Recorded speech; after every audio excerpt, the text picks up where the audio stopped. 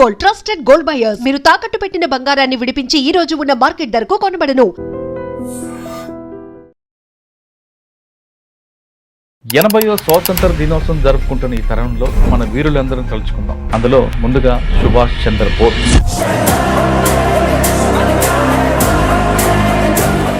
సుభాష్ చంద్రబోస్ గారు విమాన ప్రమాదంలో చనిపోయారు కొంతమంది అంటారు. లాల్ బహదూర్ శాస్త్రి గారు చనిపోయారా, చంపేశారా? ఆ కార్యక్రమాన్ని కూడా సుభాష్ చంద్రబోస్ గారు వచ్చారు మారువేషాలు అంటారు. సుభాష్ చంద్రబోస్ గారి పుట్టుక అని ఇండిపెండెంట్గా ఉన్న దాంతో రిలేషన్. సుభాష్ చంద్రబోస్ గారు బ్రిటిషర్స్ మనుషుల్లా భావించారు. వీళ్ళు గొడ్డులే, వీళ్ళకి కొడితేనే అర్థమవుతుంది అన్న ఉద్దేశంతో మేం భారత్కి స్వతంత్రం గాంధీతో భయపడి ఇవ్వలేదు,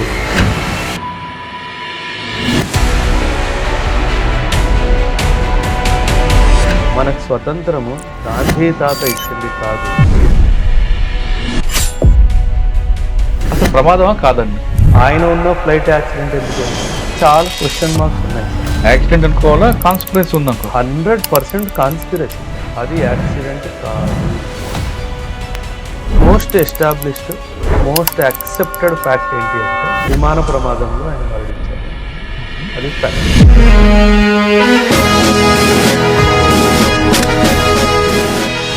హిట్లర్తో ఆయనకున్న పరిచయం, కలవడం అని వాస్తవం అనేది.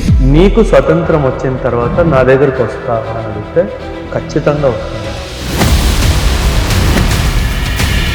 ఆయన సిద్ధాంతం ఏంటంటే you have to give me blood, I will give you independence. ఆయన చెప్పిన స్టేట్మెంట్. ఇండిపెండెన్స్ డే వేడుకలకి గాంధీ గారు హాజరు కాలేదన్నది వాస్తవం. 100% సార్. ఆయన యాక్చువల్లీ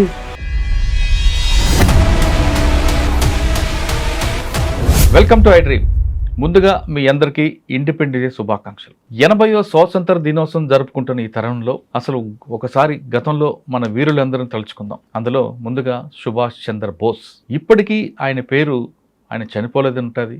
మరి కొంతమంది ఆయన జర్మనీలో ఉన్నారంటారు, మరి కొంతమంది యూపీలో ఆశ్రమంలో ఉన్నారంటారు. అసలు ఏది నిజం, ఏది అబద్ధం? ఆ మహానుభావుడు గురించి మనతో మాట్లాడడానికి మేజర్ ఓబ్రాయ్ గారు ఉన్నారు. ఆయన అడిగి తెలుసుకుందాం. సార్ నమస్తే అండి. నమస్తే సార్. మీకు కూడా 80th ఇండిపెండెన్స్ డే శుభాకాంక్షలు. మనందరికీ శుభాకాంక్షలు. రైట్. సుభాష్ చంద్రబోస్ గారు ఆయన పేరు వినగానే చాలామంది యువతకి అదొక స్ఫూర్తి. అవి వింటూ ఒకసారి గూస్ బొమ్మ అవుతాయి. ఆయన తలుచుకుంటే ఇంకా రక్తం ఉడికిపోతుంది. ఇన్ని రకాలుగా ఉంటుందండి.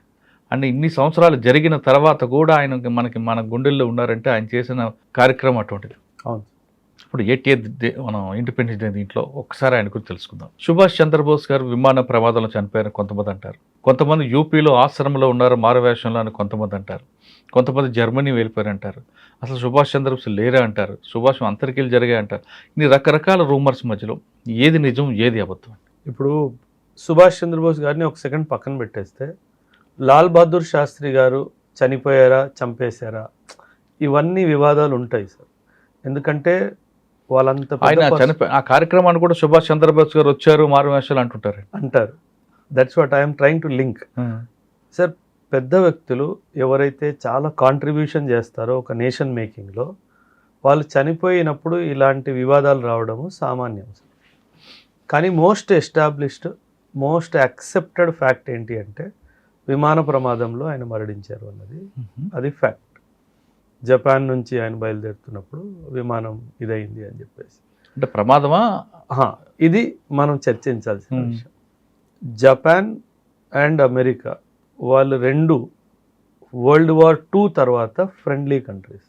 మనకు స్వతంత్రం వచ్చింది 1947లో, కానీ ఈ ప్రమాదం జరిగింది వరల్డ్ వార్ II తర్వాత. సో మనం ఒక విషయం గుర్తించాల్సింది ఏంటంటే ఇందులో జపాన్ చెయ్యుందా, ఇందులో అమెరికా చెయ్యుందా, ఈ విషయాన్ని మనం పరిశీలించాల్సిన అవసరం ఉంది. ఖచ్చితంగా లార్జ్ స్కోపేజ్ అమెరికా చెయ్యి ఉండే అవకాశం ఉంది. ఎందుకంటే అమెరికా దీనికన్నా ముందు కానీ దీనికన్నా తర్వాత కూడా ఇలాంటివి చేసింది, ఇండియాతోనే చేసింది. సో ఖచ్చితంగా ఈ యొక్క డైమెన్షన్లో మనం చూస్తే కనుక ఒక అంశం, మనం దీని మీద ఒక ఏమంటారు వార్ గేమింగ్ చేస్తే కనుక ఈ అంశం బయటకు వచ్చే అవకాశం ఉంది.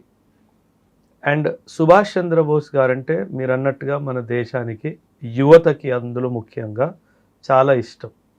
ఎందుకంటే గాంధీ గారు చెప్పిన సిద్ధాంతాలు కాకుండా ఆయన కొంచెం వ్యతిరేకంగా ఆయన అప్రోచ్ తీసుకున్నారు. ఆ ఇండియన్ నేషనల్ ఆర్మీ ఫార్మేషన్ కానివ్వండి, హిట్లర్ని వెళ్ళి కలవడం కానివ్వండి, హిట్లర్ని కన్విన్స్ చేసి ఆర్మీ నాకు ఇవ్వు, మీ ఆర్మీని ఆయుధాలని వాడి నా దేశానికి నేను స్వాతంత్రం తెచ్చుకుంటాను అన్న విషయము, జర్మన్ నుంచి జపాన్ వరకు ఆయన చేసిన ప్రయాణము, జపాన్లో ఉండి ఇండియన్ నేషనల్ ఆర్మీని స్థాపించిన ఇండియన్ నేషనల్ ఆర్మీని బ్రిటిష్ ఆర్మీ పైకి తీసుకురావడము, ఇవన్నీ ఆయన చేసిన ఇది sir. British prime minister Clement Atlee sir, అప్పట్లో మనకి స్వతంత్రం వచ్చినప్పుడు British prime minister Clement Atlee ఆయన ఇచ్చిన ఒక official statement, it is a recorded statement. ఈ రికార్డెడ్ స్టేట్మెంట్ ఏమంటుందంటే, మేము భారత్కి స్వతంత్రం గాంధీతో భయపడి ఇవ్వలేదు, సుభాష్ చంద్రబోస్కి భయపడి ఇచ్చాము అని అన్నాడు. అంటే మనకు స్వతంత్రము గాంధీ తాత ఇచ్చింది కాదు, సుభాష్ చంద్రబోస్ ఇచ్చింది అని చాలా స్పష్టంగా తేలిపోయింది సార్. ఎందుకంటే మనం ఒక విషయం గుర్తించాలి, గమనించాల్సిన విషయం కూడా ఉంది సార్. బ్రిటిష్ ఇండియన్ ఆర్మీలో వాళ్ళ స్ట్రెంగ్త్ సార్, ఒక్కసారి మీరు అక్కడ వెళ్ళే ముందు సుభాష్ చంద్రబోస్ గారి పుట్టుక, ఆయన ఇండిపెండెంట్గా ఉన్న దాంతో రిలేషన్ బ్రీఫ్గా చెప్పండి. అంటే సార్ ఆయన లైఫ్ అంతా ఎలా నడిచింది అంటే సార్, కొందరు కొన్ని సిద్ధాంతాలని పట్టుకొని నడుస్తారు సార్. గాంధీ గారు నాన్ వైలెన్స్ని పట్టుకొని నడిచారు. ఈయన రెవల్యూషనరీ అప్రోచ్ స్టార్టింగ్ నుంచి ఈయనకుంది సార్. మన దేశ చరిత్ర చూసుకుంటే భగత్ సింగ్ గారిది కూడా revolutionary approach sir. So Bhagat Singh లాంటి ఒక వ్యక్తిత్వం ఈయనది. ఎందుకంటే సార్ మనకు తెలుగులో ఒక సామెత ఉంది సార్, మనిషికో మాట గొడ్డుకో దెబ్బ అని. సో సుభాష్ చంద్రబోస్ గారు బ్రిటిషర్స్ని మనుషుల్లా భావించలేదు. వీళ్ళు గొడ్డులే, వీళ్ళకి కొడితేనే అర్థమవుద్ది అన్న ఉద్దేశంతోనే ఆయన రెవల్యూషనరీ పాత్ అంతా తీసుకోవడం జరిగింది సార్. ఎందుకంటే మనం ఎన్నిసార్లు non cooperation, peaceful agitations, civil disobedience movement ఇవన్నీ చేస్తున్నా సరే మనకి బ్రిటిష్ వాడు దాన్ని గుర్తించలేదు సార్. ఇన్ఫ్యాక్ట్ సెకండ్ వరల్డ్ వార్లో మన ఇండియన్ ట్రూప్స్ని తీసుకెళ్లడం కూడా సుభాష్ చంద్రబోస్ గారికి నచ్చలేదు. ఎందుకంటే మన సోల్జర్స్ని వాడి బ్రిటిష్ వాడు ప్రపంచ యుద్ధాలు గెలుస్తున్నాడు, మనకేం వస్తుంది దాంతో అనేది. సో ఇవన్నీ డైమెన్షన్స్ మనం తీసుకుంటే early phase in the political career నుంచి ఆయన తీసుకున్న పాత్ ఒక రెవల్యూషనరీ పాతే సార్. ఆయన నాన్ వైలెంట్ అప్రోచ్ ఎప్పుడూ తీసుకోలేదు సార్. ఎందుకంటే ఆయన సిద్ధాంతం ఏంటంటే, you have to give me blood, I will give you independence. ఆయన చెప్పిన statement sir, you give me blood, I will give you independence. అంటే నువ్వు మరణానికి సిద్ధమైన రోజు నీకు ఇండిపెండెన్స్ వస్తుంది అని ఆయన భావించాడు. గాంధీ గారు ఎగ్జాక్ట్లీ ఆపోజిట్. ఆయన నాన్ వైలెంట్ అప్రోచ్ అని, సత్యాగ్రహం అంతే, సత్యాగ్రహం అంతే సార్. కానీ అంటే గాంధీ గారు రోల్ లేదు అని చెప్పడానికి కూడా లేదు సార్. ఎందుకంటే గాంధీ గారు మన ఫ్రీడమ్ స్ట్రగుల్ని ఒక మాస్ మూమెంట్ లాగా కన్వర్ట్ చేయడంలో ఆయన చాలా కాంట్రిబ్యూషన్ అందులో ఉంది సార్. అది కూడా మనం గుర్తించాలి. కాకపోతే దాంతోనే మనకి స్వాతంత్రం రాలేదు. కాకపోతే సుభాష్ చంద్రబోస్ గారు ఇండియన్ నేషనల్ ఆర్మీ స్థాపించిన తర్వాత, ఐ వాజ్ టెలింగ్ యూ కదా, బ్రిటిష్ ఇండియన్ ఆర్మీలో 25 లక్షల మంది సోల్జర్స్ సార్. ఆ 25 లక్షలలో 25,000 మాత్రమే బ్రిటిష్ సోల్జర్స్. అంటే 25,000 మంది 25 లక్షల సోల్జర్స్ని కంట్రోల్ చేశారు, కోట్ల జనాభాని కూడా కంట్రోల్ చేశారు. ఎప్పుడైతే ఆ బ్రిటిష్ ఇండియన్ ఆర్మీలో రివోల్ట్ స్టార్ట్ అయిపోయిందో బ్రిటిషర్కి అర్థమైపోయింది, ఇంకా నేను ఈ దేశంలో ఉండలేను. ఇది 1945-46 వరకు వాళ్ళకి అర్థం కాలేదు. అందుకే సరే ఇప్పుడు చరిత్రలో మనం హిస్టరీ బుక్స్ చదువుకున్న తర్వాత కూడాను 1942 క్విట్ ఇండియా మూమెంట్ అని చదువుతాం. 42 తర్వాత 47 దగ్గర ఏ మేజర్ థింగ్ జరగలేదు. సో ఏ మేజర్ జరగకపోయినా 47లోనే ఎందుకు ఇండిపెండెన్స్ వచ్చింది అంటే సార్, వీళ్ళు కంట్రోల్ చేసే ఖడ్గమే ఆర్మీ సార్. ఆ ఆర్మీలోనే ఒక చిల్లు వచ్చేసింది. సో వీళ్ళకి అర్థమైపోయింది, ఇంకా మనం ఇండియాని కంట్రోల్ చేయలేము, మనం వెళ్ళిపోతేనే మర్యాదపూర్వకంగా వెళ్ళిపోతాము, లేకపోతే మన శవాలే లేస్తాయనే క్లారిటీ బ్రిటిషర్స్ వరకు వచ్చేసింది. సో అందుకే 1947లో బ్రిటిష్ వాడు పోవడం జరిగింది. సో ఇది మనం ఖచ్చితంగా గమనించాలి. అండ్ ఈ ప్రెషర్ క్రియేట్ చేసింది మరెవరో కాదు, అది సుభాష్ చంద్రబోస్. సో మనం చెప్పనక్కర్లేదు సార్, ఇది బ్రిటిష్ వాడు ఒప్పుకున్నాడు. సో మనం దాన్ని సందేహించాల్సిన అవసరము లేదు, మనకు అధికారం రెండూ లేదు. ఓకే.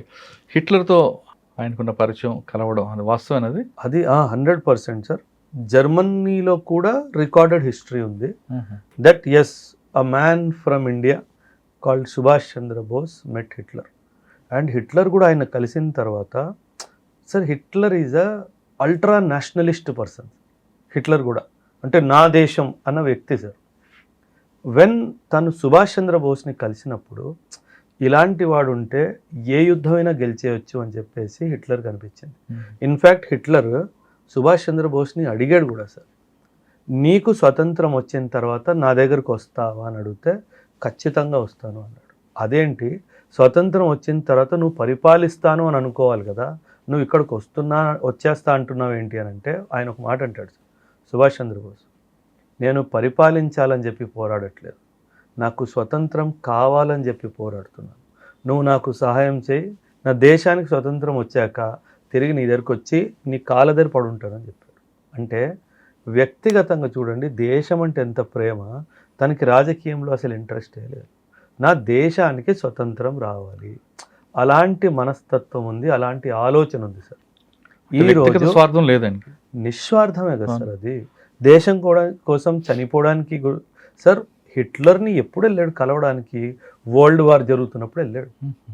వరల్డ్ వార్ జరుగుతుంది ఒకవైపు, హిట్లర్కి వెళ్ళి కలిస్తే ఏమవుద్ది? చంపేయబడతావుగా. అండ్ అక్కడ జర్మనీ నుంచి సీక్రెట్ షిప్లో జపాన్కి వెళ్ళాడు సార్. అంటే యాజ్ ఎ సివిలియన్, అన్ట్రైన్డ్ సివిలియన్గా ఆయన ట్రావెల్ చేయడమే గొప్ప. అండ్ ఇందులో సబ్మరీన్లో పోయాడు సార్. అది చూడండి, ఆ డేరింగ్ చూడండి. అంటే దేశం కోసం ఏ రిస్క్ అయినా తీసుకోవడానికి సిద్ధంగా ఉన్నాడు. దేశం కోసం.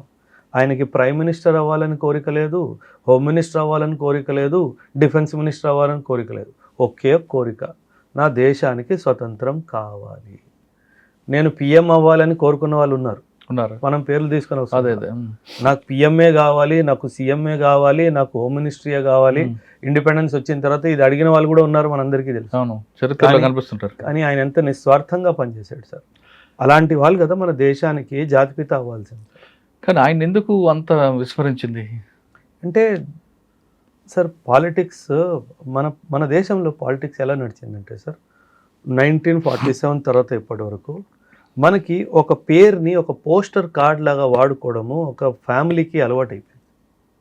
గాంధీ ఈ పేరు మనం వాడుకుంటే ఈ దేశాన్ని 100 సంవత్సరాలు, 200 సంవత్సరాలు, 500 సంవత్సరాలు పరిపాలించవచ్చు.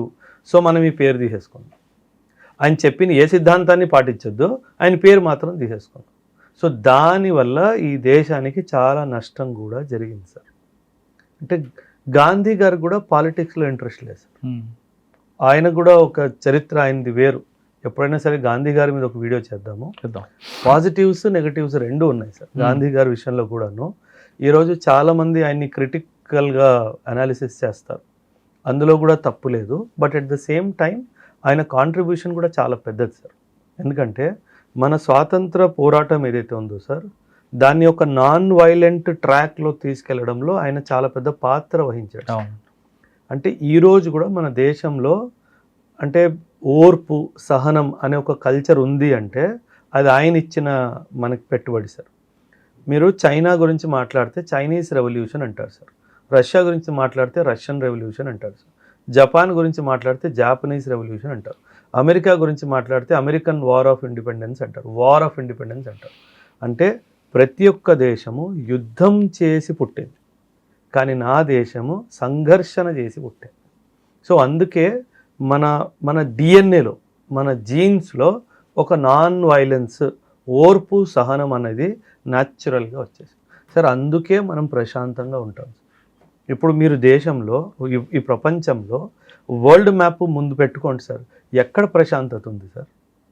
మందే కనిపిస్తుంది. ఎందుకంటే మనం ఆ వాల్యూ సిస్టమ్కి వాల్యూ ఇచ్చాం కాబట్టే అది మన దగ్గర కనిపిస్తుంది సార్. గొడవలు ఉన్నాయి, కానీ ఈ గొడవలన్నీ పొలిటికల్గా సృష్టించినాయా, నిజంగానే సమాజంలో వచ్చినాయా మనమే గుర్తు చేసుకోవాలి. ఇప్పుడు మీరే ఉన్నారు సార్, ఇటువైపు వేరే మతానికి చెందిన వాళ్ళు ఎల్లుండొచ్చు, ఇటువైపు వేరే మతానికి చెందిన వాళ్ళు ఎల్లుండొచ్చు. మీరు ఎప్పుడైనా గొడవ పెట్టుకున్నారా సార్? ఉండదు. అంటే మన డిఎన్ఏలోనే కలిసిమెలిసి ఉండాలి అని ఉంది సార్. కానీ ఆ కలిసిమెలిసి ఉండాలి అనే కాన్సెప్ట్ని పాడు చేసిందే బ్రిటిష్ వాడు. ఎందుకంటే వాడికి అర్థమైపోయింది వీళ్ళని డివైడ్ చేస్తే కానీ నేను రూల్ అంటే చేయను. విభజించు పాలించు సిద్ధాంతం కదండి. సార్ పాకిస్తాన్ ఎప్పుడు పుట్టింది? 1947లో పుట్టింది కదా. కానీ నన్ను అడిగితే 1905లోనే పుట్టేసింది అంట. ఎప్పుడైతే వీళ్ళు బెంగాల్ని 2 ముక్కలు చేశారో ఆ రోజు వీళ్ళు చెప్పేశారు ఫ్యూచర్లో ఈ దేశాన్ని నేను 2 ముక్కలు చేస్తాను అనేసి. వీళ్ళంతా ట్రయల్ చేస్తారు సార్, టెస్ట్ బెడ్ లాగా వాడుకుంటారు. 1905లో బెంగాల్ని 2 ముక్కలు చేశారు, 1911లో మళ్ళీ కలిపేశారు. 6 సంవత్సరాలు ట్రయల్ చేశారు ఈ దేశాన్ని 2 ముక్కలు చేస్తే ఏమవుద్ది అనేసి.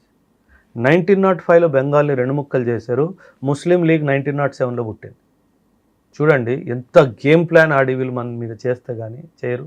ఎందుకంటే వీళ్ళకి ఆ బుద్ధే అంతే సార్. అదే సార్, మనం ఒకసారి మళ్ళా బోస్ గారి దగ్గరికి వెళ్దాం. ఇండిపెండెన్స్ వచ్చింది తర్వాత జరిగిన ఏ కార్యక్రమంలో కూడా ఆయనకు అధికారంగా కనబడడం కానీ, మిగతా నాయకులు కనబడినట్లుగా కనబడిపోవడం, కొంతకాలం అజ్ఞాతం వెళ్ళడం, లాల్ బహదూర్ శాస్త్రి గారు చనిపోయినప్పుడు అంత్యక్రియకు వచ్చారని, ఇవన్నీ రూమర్స్ లేదు నిజంగా జరిగిందంటారా? Mostly రూమర్సే sir. ఎందుకంటే లేదా మారవేషంలో వచ్చారు అంటారు సార్. ఇన్ఫ్యాక్ట్ కొన్ని ఫొటోస్ కూడా ఉన్నాయి సార్. ఆయన ఇటలీలో కనిపించారు, కాన్ఫరెన్స్లో బ్యాక్గ్రౌండ్లో ఆయన లాగా కనిపించే ఒక మనిషి నిల్చొని ఉన్నాడు, అన్ని అబ్జర్వ్ చేస్తూ యూపీలో ఆశ్రమంలో ఉన్నారు, కొంతమంది యూపీ ఆశ్రమంలో ఉన్నారు అని అంటారు సార్. కొంతమంది చనిపోయినా సరే వాళ్ళు చాలామంది హృదయంలో వాళ్ళు బ్రతుకుంటారు. సో వాళ్ళలాగా కనిపించే మనుషుల్ని కూడా ఆయనే అని అనుకోవడం ఒక డైమెన్షన్. ఆర్ లేదా ప్రభుత్వం ద్వారా కూడాను ఆయన్ని మర్చిపోవద్దు అనే ఉద్దేశంతో ఒక్కొక్కసారి వ్యక్తుల్ని చనిపోవడం అనేది వార్త జీర్ణించుకోలేక ఆ విధంగా అయి ఉండొచ్చు సార్, అయి ఉండొచ్చు. అసలు ప్రమాదమా కాదండి? ఏంటి సార్ జపాన్ ఫ్లైట్ ఫ్లైట్ లేదు కదా సార్, 100% అది జరిగింది. అండ్ అదే సార్ మళ్ళీ you have to go back to recorded history sir. మనం గాల్లో మాట్లాడడానికి లేదు సార్. అవును, ఏదైతే మన ప్రభుత్వం హిస్టరీ బుక్స్లో రికార్డ్ చేసిందో ఆయన ఇలా మరణించారు, we have to accept that fact. కానీ ఏముందండి దాని వెనక కారణం ఏంటి? Flight accident. సో ఆయన ఉన్న ఫ్లైట్ యాక్సిడెంట్ ఎందుకయింది, ఆ టైంలోనే ఫ్లైట్ యాక్సిడెంట్ ఎందుకయింది, ఇండియాలో ఆల్రెడీ ప్రభుత్వంలో ఉన్న వాళ్ళు ఏమైనా చేయించారా, వామ్మో వీడు బ్రతుకున్నంత వరకు మనకి ప్రాబ్లమే ఉంటుంది అని. సో చాలా క్వశ్చన్ మార్క్స్ ఉన్నాయి సార్. అంటే యాక్సిడెంట్ అనుకోవాలా, కాన్స్పిరసీ ఉందనుకో? 100% కాన్స్పిరసీ సార్.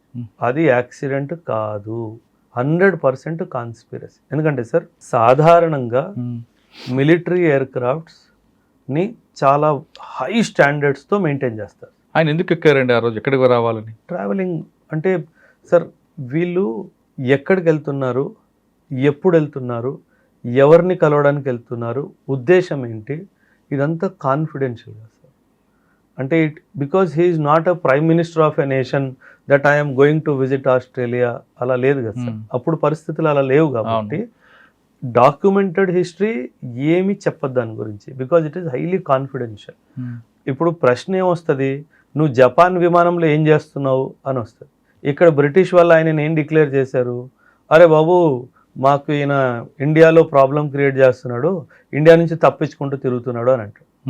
సో ఆ బ్యాక్గ్రౌండ్లో ఆయన ఇండియా నుంచి తప్పించుకుంటూ తిరుగుతున్నాడు అన్నప్పుడు ఆయన అన్నీ ఏమన్నా ప్రెస్ రిపోర్ట్ ఇస్తాడా నేను ఇక్కడి నుంచి ఇక్కడికి వెళ్తున్నాను? సో అది ఇవ్వడం జరగదు. సో అది ఆయన ఎక్కడికి వెళ్తున్నాడు, ఏం వెళ్తున్నాడు, అదంతా హైలీ కాన్ఫిడెన్షియల్. ఓకే, మన టాపిక్లో గాంధీ గారి గురించి మాట్లాడారు. అవును సార్. ఇండిపెండెన్స్ డే వేడుకలకి గాంధీ గారు హాజరు కాలేదన్నది వాస్తవా కాదు? 100% సార్. ఆయన యాక్చువల్లీ మన దేశానికి ప్రపంచం స్వతంత్రం వచ్చినప్పుడు ఆయన అక్కడ ఢిల్లీలో కానీ ఇంకెక్కడ లేడు సార్. ఆయన కోల్కతా దగ్గర నోవాఖలీ అని ఒక ప్రాంతం ఉంది సార్. నోవాఖలీలో రాయట్స్ జరుగుతున్నాయి, హిందువులు ముస్లింలు కొట్టుకొని చచ్చిపోతున్నారు. ఆయన అక్కడికి వెళ్ళాడు, ఆ రాయట్స్ని కంట్రోల్ చేయడానికి వెళ్ళాడు. నేను చెప్పాను కదా సార్, గాంధీ గారికి కూడా ఒక positive, one of the biggest positive shades in Gandhi's personality is he never wanted any position for himself. నేను పిఎం అవ్వాలి, నేను ప్రెసిడెంట్ అవ్వాలి, ఆయన ఆలోచన కోరిక ఆయనకి లేవు సార్. సో ఆయనకి ఏంటంటే ఆ హిందూ ముస్లిమ్స్ గొడవలు బాగా ఎక్కువ. కోల్కతాలో చాలామంది నోవాఖలీ రైట్స్ చూసుకుంటే కొన్ని 100 మంది చనిపోయారు సార్.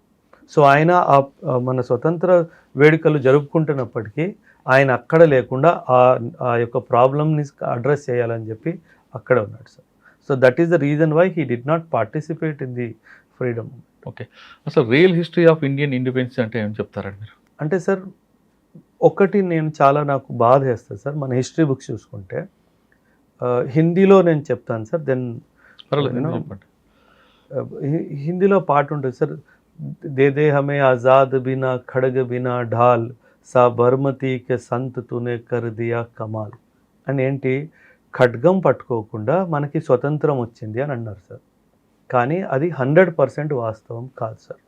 ఎంతోమంది ప్రాణత్యాగాలు చేశారు సార్, భగత్ సింగ్ లాంటి వాళ్ళు, మన లాలా లాజ్పత్ రాయ్ కానీ, ఇలా ఎంతోమంది వాళ్ళ రక్తాన్ని, వాళ్ళ చెమటని, వాళ్ళ ప్రాణాన్ని ఏమంటారు ఆరిపోస్తే వచ్చిన స్వతంత్రం మనది. అంటే ఏమీ చేయకుండా ఎవరూ సావకుండా వచ్చింది ఆ పాట అయితే రాశారో, అండ్ ఫుల్ క్రెడిట్ గాంధీ గారికి ఏదైతే ఇచ్చారో దానికి నేను అంగీకరించాను సార్. సో ఇదొక్క రియాలిటీ ఆఫ్ ఇండిపెండెన్స్ మన పిల్లలకి ఎలాగైతే నేర్పించారో అందులో నేను కూడా ఒక విక్టిమ్. నేను కూడా బై ద టైం నాకు 25-30 వచ్చేంత వరకు I also use to believe that only Gandhi is responsible for India's independence. But ఇదంతా చదివిన తర్వాత నిజ నిజాలు ఏంటో అబద్ధాలు ఏంటో తెలుసుకున్న తర్వాత అర్థమైందన్న విషయం ఏంటంటే ఆయన పాత్ర కూడా ఉంది, కానీ ఆయన కన్నా గొప్ప పాత్ర చాలా మంది. అండ్ స్వతంత్రం వచ్చిన తర్వాత సార్ సర్దార్ పటేల్ గారి పాత్ర చాలా పెద్దది సార్. ఆయన్ని కూడా మనం మర్చిపోకూడదు. ఎందుకంటే రావడం ఒక అంతు, అది నిలవడం ఇంకో అంతు సార్. ఆ నిలవడం అంతులో ఖచ్చితంగా సర్దార్ పటేల్ గారు చేసిన త్యాగం కానీ ఆయన చేసిన పని కానీ అంతా ఇంత కాదు. మనం ఈరోజు హైదరాబాద్లో కూర్చొని ఉన్నాం సార్. సర్దార్ పటేల్ గారు లేకపోతే ఇది ఒక ఇండిపెండెంట్ దేశంలాగైనా ఉండేది, లేదా పాకిస్తాన్లో కలిసిపోయేది. ఆయన లేకపోతే అంటే మన ఇండియా ఐడియా ఉంది కదా సార్, మ్యాప్ ఇండియా అనగానే ఒక మ్యాప్ మీ కళ్ళల్లో వస్తుంది కదా సార్. ఆ మ్యాప్ మీ కళ్ళల్లో రావడానికి కారణమే Sardar Patel. So the idea of India in 20th and 21st century is the giving of Sardar Patel to India. And in fact ఆ కశ్మీర్ విషయంలో కూడా ఆ నెహ్రూ కలవ చేసుకోకపోతే ఈరోజు కశ్మీర్ గొడవే ఉండేది కదా సార్. అనవసరంగా ఆయన అందులో ఏలు పెట్టాడు, సర్వనాశనం చేశాడు. సర్దార్ పటేల్కి వదిలేసి ఉంటే మాత్రం ఖచ్చితంగా వేరేలాగా జరిగేది సార్. అసలు ఈ అండ్ పాకిస్తాన్ ఆ ధైర్యం కూడా చేశారు కాదు సార్. సుభాష్ చంద్రబోస్ గారి నుంచి ఇప్పుడున్న యువత ఏం నేర్చుకోవాలి? Sacrifice sir. దేశం కోసము ఏదైనా సంసిద్ధంగా ఉండాలి సార్. అండ్ ఇంకో విషయం ఏంటంటే సార్, యూత్ చాలామంది నేను చూస్తుంది ఏంటంటే గవర్నమెంట్లో ఈ లోపం ఉంది, ప్రభుత్వంలో ఈ లోపం ఉంది. అది కాదు సార్, నువ్వేం చేస్తున్నావు అది ఇంపార్టెంట్ సార్. వాళ్ళకి బాధ్యత లేదని కనిపిస్తుంది కొంతమంది. 100% సార్. అంటే మనం ఎప్పుడు కూడా ప్రభుత్వం మీద వేలు చూపించడము, సమాజం మీద వేలు చూపించడము, లేదా నా ఫ్యామిలీ నాకు సపోర్ట్ ఇవ్వలేదు, అవన్నీ కాదు సార్. బ్రిటిష్ వాడు మనల్ని తొక్కి నారదీస్తున్నా సరే మనం వెనక్కడుగు వేయకుండా అక్కడే నిల్చొని పోరాడాం సార్. ఇప్పుడు మన దేశానికి స్వతంత్రం వచ్చింది కదా సార్, ఇప్పుడు పోరాడడానికి మీకు ఎందుకు ప్రాబ్లం వస్తుంది? జీరో నుంచి హీరో అయిన వాళ్ళు ఉన్నారు సార్, హీరో నుంచి జీరో అయిన వాళ్ళు కూడా ఉన్నారు సార్.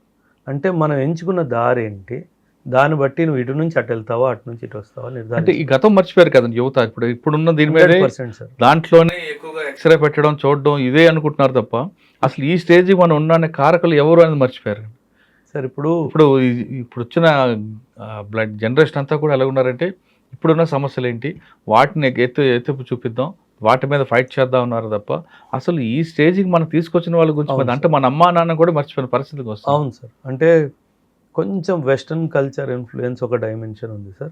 రెండవ విషయం ఏంటంటే ఎప్పుడైనా గుర్తుపెట్టుకోండి సార్, ఏ దేశం అయితే తన చరిత్ర గురించి వాళ్ళ యువతకి చెప్పదో ఆ నేషన్ ఆ దేశము సర్వనాశనం అయిపోతుంది.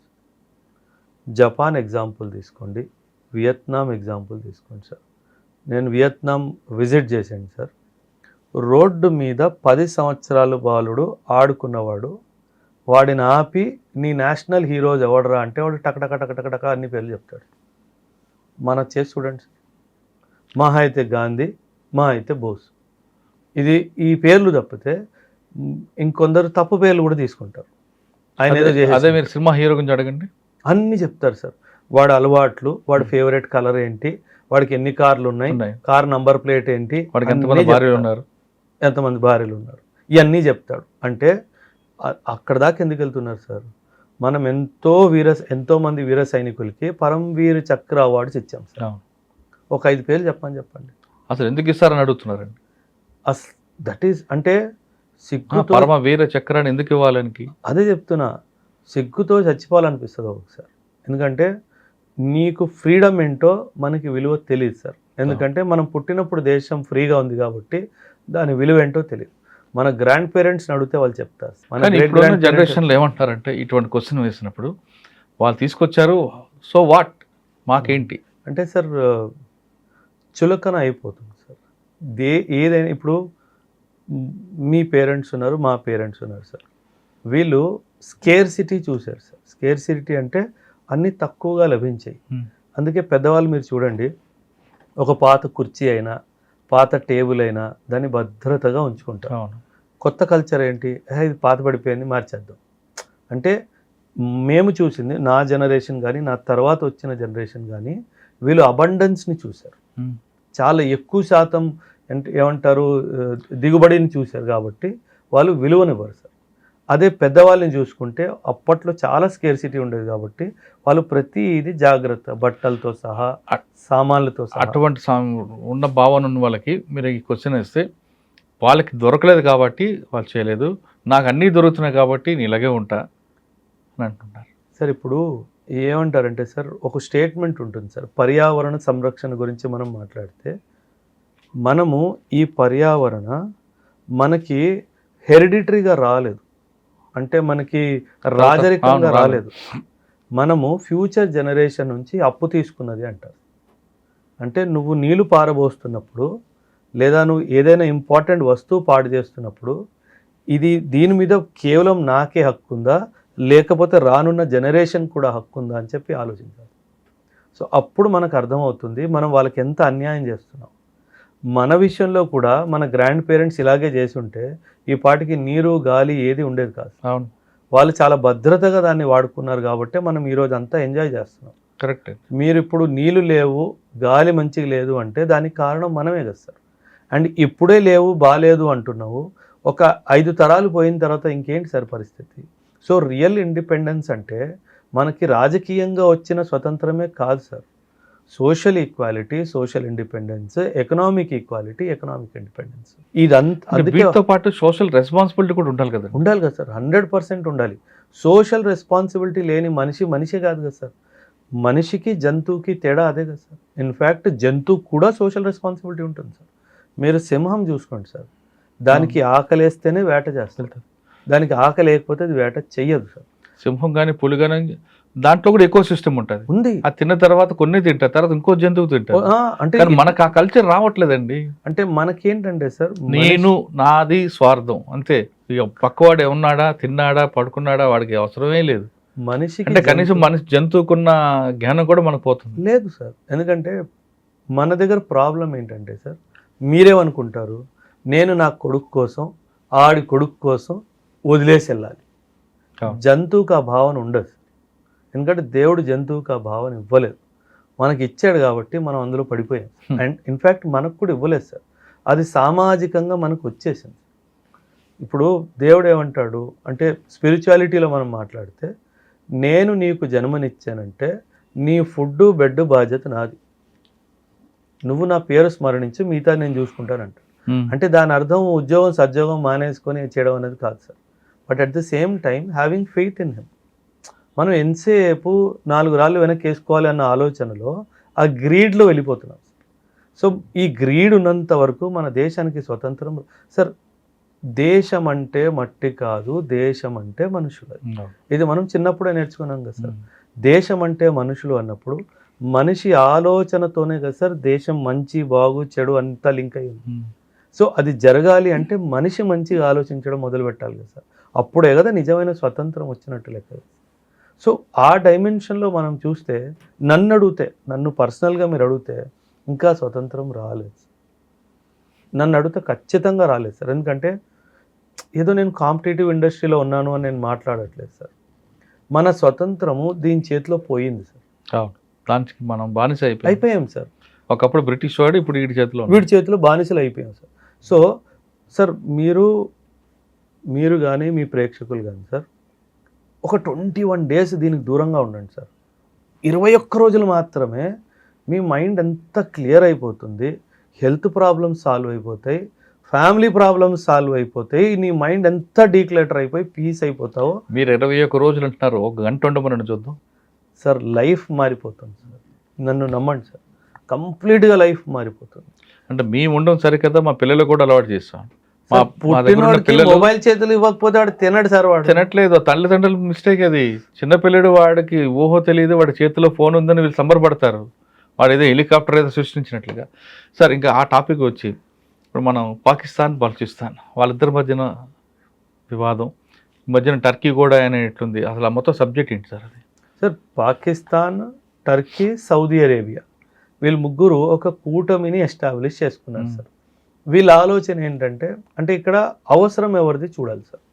అవసరం సౌదీ అరేబియా వాడిది, ఎందుకంటే ఇరాన్తో గొడవ పెట్టుకున్నాడు కాబట్టి. ఇరాన్ ఒక చాలా పవర్ఫుల్ మిలిటరీ కంట్రీ లాగా బయటకు వచ్చింది సార్ ఇప్పుడు. ఎందుకంటే ఒకవైపు అమెరికాని, ఇంకోవైపు ఇజ్రాయిల్ని అందరినీ కలిపి కొట్టింది సార్. ఫిబ్రవరి 28 నాడు స్టార్ట్ అయిన వారు ఇప్పటికొచ్చి అమెరికా ఏనాడు విజయం నాది అని చెప్పుకోలేని పరిస్థితి ఉంది. కానీ ప్రతిసారి విజయం నాదే అని వాడు చెప్పుకున్నాడు. అంటే ఒక్క దేశము మిడిల్ ఈస్ట్లో అమెరికా ఇజ్రాయెల్ని కల్పించి ఓడిచ్చింది అన్నది లెక్క. ఇప్పుడు సౌదీ అరేబియా వాడు పక్కనే ఉంటాడు కాబట్టి వాడు భయంగా ఉంటాడు కదా సార్. సో పాకిస్తాన్తో లాస్ట్ ఇయరే చేతులు కలుపుకున్నాడు సార్. వీళ్ళు పీస్ ప్యాక్ట్, డిఫెన్స్ ప్యాక్ట్ అని చెప్పేసి కిందటి సంవత్సరమే సైన్ చేసుకున్నారు. కాకపోతే సౌదీ అరేబియా వాడికి అర్థమైంది ఏంటంటే, పాకిస్తాన్ వాడితో మనకి ఏ లాభం లేదు, వాడి దగ్గర ఏం లేదు. వాడు ప్రతిసారి మన దగ్గరకు వచ్చినప్పుడల్లా చెప్ప తీసుకొని వస్తున్నాడు, డబ్బులు కావాలంటున్నాడు తప్పితే మన కోసం ఏం చెయ్యట్లేదు. సో పాకిస్తాన్ వాడు ఒక్కడే మనకి సరిపోడు, ఇంకో దేశం కావాలి. ఇంకా మిడిల్ ఈస్ట్లో కానీ ఇస్లామిక్ కంట్రీస్లో చూసుకుంటే ఇంకెవడూ మిగలలేదు. ఆబ్వియస్లీ టర్కీయే మిగిలేదు. సో ఇప్పుడు టర్కీతో చేతులు కలుపుకుంటారు. ఎందుకంటే సార్ అమెరికా ఇప్పుడు ఆయుధాలు ఇచ్చే పరిస్థితిలో లేదు సార్. అమెరికా దగ్గర ఆయుధాలు లేవు సార్. అమెరికా యూక్రెయిన్కి ఇవ్వడానికి ఆయుధాలు లేవు సార్. ఇంక సౌదీ అరేబియాకి ఎక్కడి నుంచి ఇస్తుంది? సో ఆయుధాలు ఎక్కడి నుంచైనా రావాలి కదా. ఎక్కడి నుంచి రావాలి? టర్కీ నుంచి వస్తాయి. ఎందుకంటే చైనా నుంచి రాలేవు, అమెరికాకి విరుద్ధము. రష్యా నుంచి రాలేవు, అమెరికాకి విరుద్ధము. And sir America is the security provider to Saudi Arabia. Saudi అరేబియాకి సెక్యూరిటీ అందించేదే అమెరికా. సో అమెరికా దగ్గర ఆయుధం లేదు అంటే వాడు ఇంకెక్కడికైనా వెళ్ళాలి కదా. సో ఇంకెక్కడికి వెళ్తాడు? ఆబ్వియస్లీ టర్కీ ఒకే దేశం మిగిలిపోయింది, వాడి దగ్గరికి వెళ్తాడు. సో టర్కీ నుంచి ఆయుధం వస్తుంది, పాకిస్తాన్ నుంచి సోల్జర్ వస్తాడు, నా బార్డర్స్ని ప్రొటెక్ట్ చేసుకుంటాడు. అంటే ఒక్క మాటలో చెప్పాలంటే కాంట్రాక్ట్ ఇచ్చేసాడు సార్. లేబర్ కాంట్రాక్ట్ అంటాం కదా, లేబర్ కాంట్రాక్ట్ పాకిస్తాన్కి ఇచ్చాడు, వెపన్స్ కాంట్రాక్ట్ ఏమో టర్కీకి ఇచ్చాడు. ఎందుకంటే సౌదీ దగ్గర డబ్బు ఉంది సార్, డబ్బుకి ఏ లోటు లేదు సార్. సౌదీ దగ్గర డబ్బు ఒక 300 సంవత్సరాలు ఇంకా ఉంటుంది. సో వాడికి డబ్బుకి లోటు లేదు కాబట్టి వాడు ఎవడైనా, అంటే మనం కాపలాకి వాచ్మెన్ పెట్టుకున్నట్టు పాకిస్తాన్ని వాచ్మెన్లా పెట్టుకున్నాడు. అండ్ ఆ వాచ్మెన్ చేతిలో ఆయుధం ఇవ్వాలి అంటే టర్కీ నుంచి ఆయుధం తెచ్చుకున్నాడు. అంతే జరిగింది సార్ అక్కడ. సో దానితో ఇండియాకి ఏమైనా ముప్పు ఉందా అంటే ఒక అంశంలో చూసుకుంటే నాకు అడిగితే లేదు అని అంటారు. ఎందుకంటే లేదు అంటే ప్రస్తుతానికి లేదా అంటే ఎప్పటికీ ఉంటుందా? ఎప్పుడు అంటే సార్ ఒక మాట గుర్తుపెట్టుకోండి సార్, పాకిస్తాన్తో చేతులు కలుపుకున్న వాడికి తెలుసు పాకిస్తాన్ ఒక యాదవ్ దేశం అని చెప్పి. కాకపోతే హిందీలో ఒక సామెత ఉంది సార్, వక్త్ ఆనే పర్ గధే కో భీ బాప్ బనానా పడతా హే. అవసరం వచ్చినప్పుడు గాడిద కూడా వ్యవహారం చేసుకోవాల్సి వస్తుంది. ఆ గాడిదే పాకిస్తాన్ దేశం సార్. ఇప్పుడు అవసరం ఉంది కాబట్టి వాడితో వ్యవహారం ఉంది సార్. కాకపోతే పాకిస్తాన్కి భారత్కి పెద్ద యుద్ధం జరిగినప్పుడు ఎవ్వడు అడ్డు రాడు సార్. అడ్డొచ్చినోడికి తెలుసు మనం ఏం చేస్తామని. అది టర్కీ అవనివ్వండి, సౌదీ అవనివ్వండి, వాళ్ళ అమ్మ నా కొడుకు అవనివ్వండి, ఎవడైనా సరే ఇండియా ఏం చేస్తుందో వాళ్ళందరికీ తెలుసు. కాబట్టి కాకపోతే వాళ్ళకి అవసరం ఉంది కాబట్టి ఇప్పుడు పాకిస్తాన్ని నెత్తినేసుకొని ఊరేగిస్తారు తప్పితే ఇంకేం చేయలేరు సార్. సార్ ఫైనల్గా చెప్పండి, ఇప్పుడున్న యువత అంతా కూడా సుభాష్ చంద్రబోసు, మీరు చెప్తున్న సర్దార్ వల్లభాయ్ పటేల్ పేర్లు విన్నప్పుడు మాత్రం గూస్ బంబై అయిపోయి అంటారు, వాళ్ళ చరిత్ర వినాలంటారు, భగత్ సింగ్ లాగా నేను వెళ్ళాలంటారు, చెగువీర అంటారు, రకరకాలు చెప్తారు. ఆ స్పిరిట్ మంచిదే, కానీ మనం సీన్లోకి వచ్చేసరికి డిఫరెంట్ ప్యాటర్న్లు కనిపిస్తుంది, వ్యవహారంలో వచ్చేసి వేరే కనిపిస్తుంటాయి. ఇప్పుడు ఇటీవల జరిగిన ఢిల్లీలో ఇష్యూ తీసుకున్న జంతర్ మంతర్ ఇష్యూ మంచిదే, అది కాక్రోచ్ పార్టీ చేయడం అంతా కూడా మంచిదే. కానీ వాళ్ళకి కూడా ఒక బాధ్యత ఉండాలి, హక్కులు ఒకటే కాదు అన్నది కనిపిస్తుంది. కొంతమంది పెద్దవాళ్ళు కూడా ఏమంటారంటే, సమస్యను గుర్తించావు సంతోషం, దాని పరిష్కారం కూడా వెతికే బాధ్యత కూడా తీసుకోవాలి అంటుంటారు. అవును సార్. ఆ బాధ్యత లేకుండా సమస్య మీదే దాన్నే ప్రజరిస్తామనుకునే వాళ్ళకి మీరు ఇచ్చే సమాధానం ఏంటి? Sir simple sir. ఇప్పుడు జంతర్ మంతర్లో జరిగింది నిరసన కేవలం ఆ ప్రాబ్లమ్ని అడ్రస్ చేయాలని కాదు, ప్రభుత్వాన్ని దించాలన్న ఆలోచన కూడా ఉంది కదా సార్. అవును. సో అది తప్పు అంటాను నేను.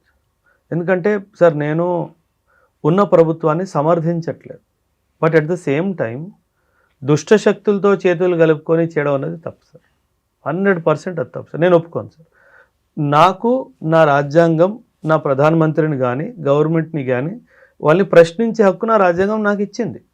నువ్వు ప్రశ్నించు, నో ప్రాబ్లం. కానీ దుష్ట శక్తులతో చేతులు కలుపుకొని అక్కడి నుంచి డబ్బు తీసుకొని వచ్చి నువ్వు ప్రభుత్వాన్ని ప్రశ్నించే ఉద్దేశమే మారిపోయినప్పుడు నేను దాన్ని సమర్థించాను. సో అదే మోదీ గారు కూడా స్పీచ్ గురించి మీరు మాట్లాడారు ఇందాక, ఆయన అదే అన్నారు, నువ్వు సమస్య గురించి మాట్లాడుతున్నావు సరే బాగానే ఉంది, పరిష్కారం కూడా ఇవ్వు. నేను చెప్తాను సార్ పరిష్కారము. ప్రతి ఒక్క ఇంపార్టెంట్ సిటీలో ఆర్మీ ఉంది కదా సార్, ఆర్మీ ఎస్టాబ్లిష్మెంట్ ఉంది. పోనీ మీకు పోలీస్ మీద నమ్మకం లేదు అంటున్నారు, fine, for the discussion sake okay. ప్రతి మేజర్ సిటీలో, ప్రతి మేజర్ టౌన్లో ఒక ఆర్మీ ఎస్టాబ్లిష్మెంట్ ఉంది. ఎప్పుడైతే నీట్ ఎగ్జామ్స్ జరుగుతాయో పేపర్ ఎక్కడైతే ప్రెస్లో ప్రింట్ అవుతుందో స్ట్రైట్గా ఆర్మీ కంటోన్మెంట్కి పంపించు. Let the paper be stacked in the army cantonment. ఏ రోజైతే ఎగ్జామ్ ఉంటుందో ఆ రోజు ఆర్మీ వాడే కాన్వాయ్ తీసుకెళ్తాడు, ఎగ్జామ్ సెంటర్ దగ్గర పేపర్ వెళ్తుంది, ప్రిన్సిపల్ రిసీవ్ చేసుకుంటాడు, ఎగ్జామ్ కండక్ట్ అయ్యేంత వరకు ఆర్మీ వాడు నిల్చొని ఉంటాడు. మోసాలు చేయొచ్చండి, చెయ్యాలనుకున్నవాడు ఎక్కడేం చేయాలి? లేదు సార్, కుదరదు. ఎందుకంటే ఆర్మీలో కూడా చాలా ఎగ్జామ్స్ జరుగుతాయి సార్. ఆర్మీ వాడు కూడా promotional exams, cadre promotional exams అన్నీ జరుగుతాయి. మా ప్రొసీజర్ ఏంటి తెలుసా సార్, ఏ దేశంలో చివరిలో ఉన్నా సరే ఒక యూనిట్కి, ఒక రెజిమెంట్కి రెస్పాన్సిబిలిటీ ఇస్తారు. అప్పుడు ఏం జరుగుతుంది, ఒక ఆఫీసరు కొంతమంది ట్రూప్స్ని తీసుకొని ఆర్మీ హెడ్ క్వార్టర్కి వెళ్తాడు. అక్కడి నుంచి క్వశ్చన్ పేపర్ రిసీవ్ చేసుకుంటాడు, లాక్ చేస్తాడు, వాడి జేబులో తాళం ఉంటుంది. రెజిమెంట్కి వెళ్ళేంత వరకు బాక్స్ ఓపెన్ అవ్వదు. రెజిమెంట్లోకి వెళ్ళిన తర్వాత క్వార్టర్ గార్డ్ అనే ఒక ప్లేస్ ఉంటుంది, చాలా సేఫ్ ప్లేస్, అందులో ఆ బాక్స్ ఉంటుంది. ఎగ్జామ్ రోజు వరకు బాక్స్ని ఎవరు టచ్ చేయడు. ప్రింట్ అయిన కార్డు నుంచి ఎగ్జామ్ రోజు వరకు ఆ బాక్స్ ఓపెనే కాదు. పేపర్ ఎట్ట లీక్ అవుతుంది? You give this responsibility to the army. Paper leak అయితే నన్ను పట్టుకోవచ్చు. కానీ ఇక్కడ ప్రశ్న ఏంటంటే, ప్రతి దానికి ఆర్మీని పిలుచుకొని వస్తే మరి సివిల్ అడ్మినిస్ట్రేషన్ చేతగాంతనమే కదా సార్. అవును. అంటే అసలు సివిల్ అడ్మినిస్ట్రేషన్ మీద నమ్మకం లేకుండా పోవడానికి కారణం ఎవరు? సివిల్ అడ్మినిస్ట్రేషనే. సో చైన్, ఈ ప్రాసెస్ చైన్లో సార్ సింపుల్ సార్, ఒకే ఒక్క రూల్ తీసుకురండి. పేపర్ లీక్లో నీ చెయ్యిందని తెలిస్తే ఉరి శిక్ష. ఈ రూల్ తీసుకురా, అప్పుడు చూద్దాం ఎన్ని పేపర్ లీక్ అవుతాయో. అంటే వాళ్ళు చెప్పడం ఏంటంటే, గతంలో రైల్వే యాక్సిడెంట్ జరిగినప్పుడు లాల్ బహదూర్ శాస్త్రి అంటే వాళ్ళు రిజైన్ చేశారు బాధ్యత వహించి. ఇప్పుడు మన దేశంలో ఇటువంటి నీట్ పేపర్లో జరిగినప్పుడు ముందు మంత్రి బాధ్యత వహిస్తే ఖచ్చితంగా కింద వాళ్ళు కూడా సెట్ అయిపోతారనేది వాళ్ళు పోలుస్తున్నారు. ఎందుకంటే సార్ మన పబ్లిక్ అడ్మినిస్ట్రేషన్ అంతా అకౌంటబిలిటీ మీదనే బేసిస్ చేస్తుంది. కానీ దీనికి ఇంకో దృష్టికోణం ఉంది సార్. ధర్మేంద్ర ప్రధాన్ సార్, ఎంతోమంది ఎడ్యుకేషన్ మినిస్టర్లు వచ్చారు కదా సార్ మన దేశంలో. ధర్మేంద్ర ప్రధాన్ గారే ఒక చట్టం తీసుకొచ్చారు సార్ లాస్ట్ టైం. నీ వల్ల, ఒక ఇండివిజువల్ వల్ల కానివ్వండి, ఒక సంస్థ వల్ల పేపర్ లీక్ అయిందంటే ఆ ఎగ్జామ్ కండక్ట్ చేయడానికి వచ్చిన ఖర్చంతా ఆ ఇండివిజువల్ కానీ సంస్థ కానీ భరిస్తాడు. దాంతోపాటు పెనాల్టీ ఇన్ని కోట్లు ఉంటుంది, దాంతోపాటు జైలు శిక్ష కూడా ఉంటుంది. ఈ చట్టం ఎవడని తీసుకొచ్చాడా సార్? అంటే నీకు మంచి చట్టం తీసుకొచ్చేవాడిని దింపేలా దాకా నువ్వు ఆగలేదు. అంటే సింపుల్ సార్ మ్యాటర్, నీకు మంచి చట్టాలు వద్దు, ఎదవ పని రేపు నేను కూడా చేస్తాను, సో నేను జైలుకి వెళ్ళిపోతే ఎట్లా, నాకు ఉరిశిక్ష పడిపోతే ఎట్లా, అందుకని చెప్పేసి నిరసన జరిగింది. ఈ నిరసన జరగడానికి కేవలం కారణం ధర్మేంద్ర ప్రధాన్ గారిని దింపడం ఒక్కటే కాదు సార్. దీనికి సంబంధించి స్ట్రిక్ట్ లాస్ రావద్దు, ఎందుకంటే ఫ్యూచర్లో మేము చేస్తాము. ఇది గతంలో కూడా జరిగింది సార్. సార్ కొన్ని ఇప్పుడున్న ప్రభుత్వం కానీ కొన్ని రాష్ట్ర ప్రభుత్వాలు కూడా కొన్ని నిర్ణయాలు తీసుకున్నప్పుడు కొంచెం కఠినంగా ఉంటాయి, కొన్ని విషయాల్లో ప్రజల నుంచి ఆగ్రహం వేస్తున్నట్టు కొన్ని ఫ్లెక్సిబిలిటీ ఉంటాయి, పరిస్థితి ప్రభావం బట్టి మారుతుంటాయి. అవును సార్. అల్టిమేట్గా వాళ్ళ ఆబ్జెక్టివ్ అంతా కూడా ప్రజలకు మంచి చేయాలనే ఇంట్రెస్ట్ ఉంటుంది. కానీ కొంతమంది వ్యక్తులు ఏదో ఒక దీంట్లో విజయం సాధించామని ఒక ప్రెజర్ తీసుకొస్తాం, ప్రెజర్లో ఆ ప్రభుత్వాలను దించేస్తామంటే అది ఎంతవరకు సంబంధించి? అది తప్పు సార్. లాఫుల్గా సార్ ఉన్న ప్రభుత్వము సెంటర్లో లాఫుల్గా గెలిచి గవర్నమెంట్ని ఫామ్ చేసింది. అవును. దాన్ని ఇలా అన్లాఫుల్గా దించేస్తామంటే అలా? శ్రీలంకలో అదే జరిగింది, బంగ్లాదేశ్లో అదే జరిగింది, నేపాల్లో కూడా అదే జరిగింది సార్. జెన్జీ రెవల్యూషన్ చేసి ప్రభుత్వాల్ని దింపారు. అది మన దగ్గర కూడా ప్రయత్నం చేశారు సార్. సార్ దింపి వాళ్ళు ఏం సాధించారు? అదే నేను చెప్తుంది సార్. శ్రీలంక ఈరోజు ఎక్కడుంది, బంగ్లాదేశ్ ఎక్కడుంది, నేపాల్ ఎక్కడున్నాడు? నేపాల్ మొత్తాన్ని కంట్రోల్ చేస్తుంది ఈరోజు చైనా, ఈరోజు అమెరికా. బంగ్లాదేశ్ మొత్తం కంట్రోల్ చేస్తుంది చైనా అండ్ అమెరికా. వాడికి కావాల్సింది కూడా నా దేశం కూడా చైనా అండ్ అమెరికా లాంటి దేశాలు కంట్రోల్ చేయాలి. ఎందుకు చేయాలి సార్? మీరు చెప్పండి ఒక మాట. అవును. సో దట్ ఈజ్ వేర్ అసలు నిజాలు ఏంటో బయటపడతాయి. ఉద్దేశము దేశానికి బాగు చేయాలి, పిల్లలకి బాగు చేయాలి అనేది కానే కాదు. ఎలాగో మేము ఈ ప్రభుత్వాన్ని ఓడించలేకపోతున్నాం ఎలక్షన్స్లో, ఇలా దించేస్తాం అంటే మన దేశంలో పొలిటికల్ ఇన్సెక్యూరిటీ తీసుకురావాలి అన్న ఉద్దేశమే తప్పితే దేశాన్ని బాగు చేయాలి అన్న ఉద్దేశం అయితే ఆ యొక్క నిరసనలో నాకైతే కనిపించలేదు. అండ్ పిల్లలు కూడా సార్ నిరసన చేయడం ప్రతి ఒక్క పౌరుడి హక్కు, అది రాజ్యాంగం మనకి ఇచ్చింది. కానీ అది చేసే విధానం ఉంది. మీరు కాక్రోచ్ జనతా పార్టీ అని చెప్పి ఒక పార్టీ గురించి మాట్లాడారు సార్. ఆ పార్టీ సదస్యులు ఎవరు, వాళ్ళ బ్యాక్గ్రౌండ్ చెక్ చేసుకోండి సార్. అంతా యాంటీ నేషనల్ ఎలిమెంట్స్తో డైరెక్ట్ లింక్స్ ఉన్నాయి వాళ్ళకి.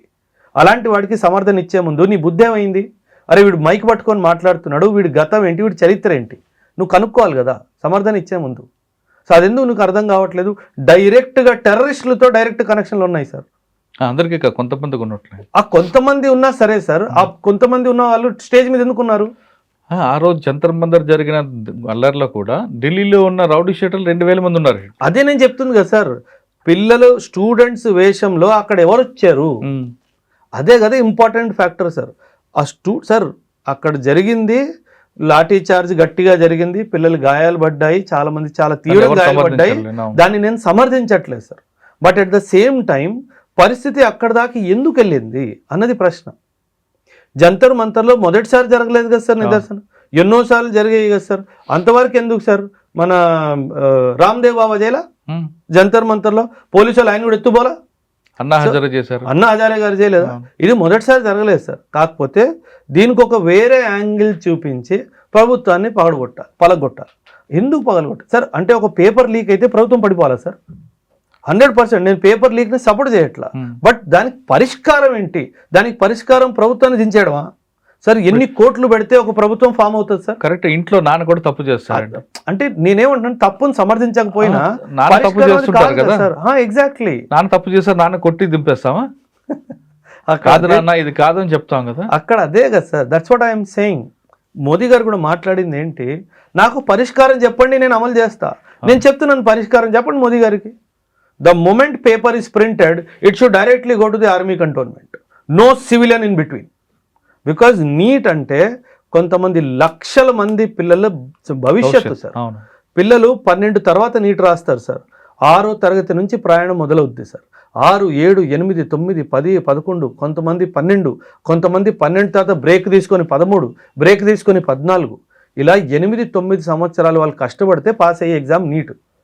నీ స్వార్థం కోసం పేపర్ లీక్ చేస్తావా? ఆ పిల్లలు 8 సంవత్సరాలు కష్టపడిన పిల్లలు, వాళ్ళ కష్టానికి ఏంటి సార్? ఎవరు జవాబు? 12 మంది చనిపోయారు సార్. అంటే నేను అందుకే చెప్పా, ప్రభుత్వం ఒక లా తీసుకురావాలి, చట్టం. నువ్వు పేపర్ లీక్ చేయడంలో నీ చెయ్యి ఉంది అని తేలితే ఉరి శిక్ష, ఒక్కటే పనిష్మెంట్, ఉరి శిక్ష. పేపర్ లీక్ చేసి చూపించమని చెప్పండి, చట్టంలో మార్పు రావాలి. మార్పు సార్. ఒక్కొక్కసారి అందుకే నేను స్టార్టింగ్లో మా విషయంలో చెప్పా, మనిషికో మాట గొడ్డుకోదు. ఇప్పుడు పేపర్ లీక్ ఇంత పెద్ద విషయం మన దేశంలో అయిపోయింది కాబట్టి దానికి సంబంధించి పనిష్మెంట్ కూడా 3 సంవత్సరాలు జైలు ఉండకూడదు, ఉరి శిక్ష ఉండాలి. అది ప్రూవ్ అయిందంటే ఉరి శిక్ష. ఇంకేస్ శిక్ష లేదు, ఉరి శిక్ష తీస్తా. పేపర్ పక్కన ఇక టేబుల్ మీద పెట్టాలంటే ఎవడని ముట్టుకుంటాడో చూడండి. ఏ ఆర్మీ కంటోన్మెంట్లో కూడా పెట్టాల్సిన అవసరం లేదు. ఇక్కడ పెట్టేసి వెళ్ళిపోండి, 10 రోజుల తర్వాత వచ్చాను, ఎవడు ముట్టుకోడు కూడా తెలుసు, అది ముట్టుకుంటే ఉరి శిక్ష వస్తుంది అని చెప్పి. ఆ ఫియర్ ఆఫ్ లా లేదు సార్, ఆ ఫియర్ ఆఫ్ జడ్జ్మెంట్ లేదు, ఆ fear of fast track judgment లేదు. మన దగ్గర ఫాస్ట్ ట్రాక్ కాదండి, మామూలు ట్రాక్ కూడా లేదు. మన దగ్గర అంతా ప్రొసీజర్ పనిష్మెంటే ఉంటుంది. మీరు మన చట్టాలను చూసుకుంటే జడ్జిమెంట్ వచ్చేది మన ఇప్పుడు మర్డర్ జరిగితే ఎప్పుడో 5 సంవత్సరాలకు వస్తుంది. 5 సంవత్సరాల కొన్ని 10 అవుతాయి, లేదా తర్వాత వాళ్ళ పిల్లలు కూడా చనిపోతుంటారు వస్తుంటే. అంటే మనకి ఫైనల్ జడ్జిమెంట్ కన్నా ప్రొసీజర్ పనిష్మెంటే మన దగ్గర ఉంటుంది. ఎఫ్ఐఆర్ పేపర్లో అదేలేండి మీడియాలో కథలు, అరెస్టు, ఛార్జ్ షీట్, ఈలోగా మీడియాలో హడావుడి, అంత తప్ప ఇంకేం ఉండదు. మీడియా ఫైన్ ట్రయల్ వేస్తుంది, మీడియా జడ్జిమెంట్ ఇస్తుంది, అక్కడితోనే మనకి close. చాలా విషయాలు ఉన్నాయి సార్. అంటే దీనికి సంబంధించి చాలా దృష్టికోణాలు ఉన్నాయి. అవన్నీ ఇంకా డెప్త్ లో పరిశీలిస్తే ఉమ్. అంటే మనం ఏ కోణంలో చూస్తున్నామని దాన్ని బట్టి మనకి అవుట్కమ్ వస్తుంది సార్. జంజీ వాళ్ళు చేస్తున్న కార్యక్రమం మంచిది అంటున్నారు ఓబ్రాయ్ గారు, కానీ వాళ్ళు కేవలం సమస్యను ఎత్తు చూపడం కాదు, పరిష్కారం కూడా చూపండి, అదేవిధంగా దేశానికి మంచిదంటూ చెప్తున్నారు. లేదు కదా, మనం కేవలం హక్కుల కోసమే మాట్లాడతాం, నిరసన చెల్లుతాం, అంతేగాని మేము పరిష్కరించాం అంటే మాత్రం కుదరదు. మీరు ఖచ్చితంగా మన దేశంకు మంచి పౌరుగా నిలబడాలంటే మీరు పరిష్కారం కూడా ఎత్తి చూపించండి, దానికి ప్రభుత్వం అమలయ్యేలా ప్రజలు ఇస్తే మంచిదండి ఓబ్రాయ్ గారు చెప్తున్నారు. ఈ వారం ఓబ్రాయ్ గారితో ఎక్స్క్లూజివ్. వచ్చే వారం మరొక ఇష్టం మళ్ళీ కలుద్దాం. అంతవరకు నమస్తే. Thank you thank you very much sir. Thank you. జై హింద్ సార్.